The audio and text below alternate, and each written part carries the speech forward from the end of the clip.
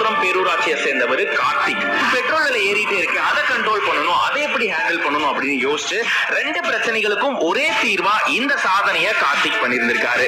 இது சம்பந்தமா அவர் என்ன சொல்லியிருந்திருக்காருன்னா, இந்த உலகம் முழுக்க பிளாஸ்டிக் வேஸ்டேஜ் அதிகரிச்சுட்டே இருக்கு. இதுல நிறைய வேஸ்டேஜ் பூமிக்கடியில போயிட்டு சுற்றுச்சூழலையும் பாதிக்குது, பூமியை பெரிய அளவுல அஃபெக்ட் பண்ணுது. சோ இதை கண்ட்ரோல் பண்ணும் விதமா அண்ட் நாளுக்கு நாள் நம்ம ஃபேஸ் பண்ணக்கூடிய பெட்ரோல் விலையும் குறைக்கணும் அப்படின்னா டீடைலா பார்க்கலாம்.